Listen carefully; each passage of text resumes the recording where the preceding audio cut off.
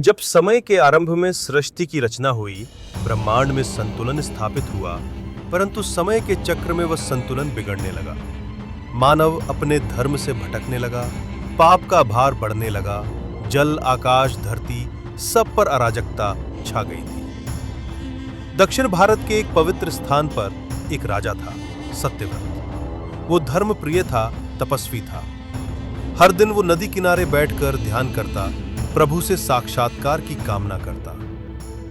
एक दिन जैसे ही वो जल अर्पित कर रहा था, उसकी अंजलि में एक छोटा सा स्वर्णिम मछली आ गई। राजा चौंका, पर उस मछली की आंखों में एक दिव्य तेज था।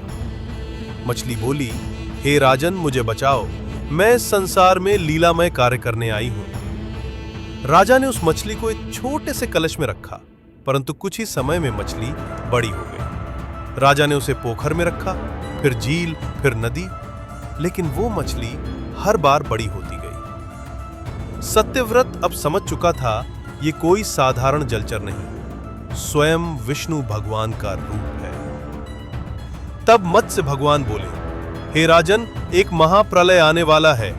पृथ्वी पर सब कुछ जलमग्न हो जाएगा। तुम एक नौका बनवाओ, उसमें सप्त ऋषियों, वनस्पतियों और सभी जीवों के बीज रखो। मैं स्वयं उस नौका को सुरक्षित गंतव्य तक ले जाऊंगा। राजा ने श्रद्धापूर्वक सिर झुका दिया। जैसे ही राजा ने आदेशों का पालन किया, महासागर उफान पर आ गया। वर्षा, बाढ़, आंधी सब कुछ डूबने लगा। सत्यव्रत ने ऋषियों के साथ नौका में प्रवेश किया। तभी विशाल मत्स्य भगवान प्रकट हुए। उनके सींगों में नागराज वासुकी की रस्सी बंधी हुई थी, जिससे उन्होंने नौका को खींचा।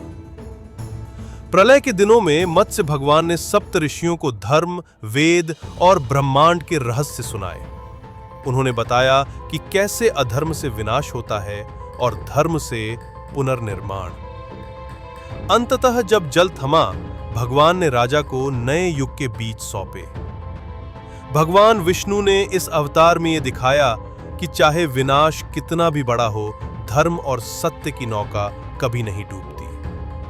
मत्स्य अवतार न केवल एक जल जीवन की कथा है, बल्कि ये हर काल में संदेश है, चेतना, संरक्षण और पुनर्निर्माण का।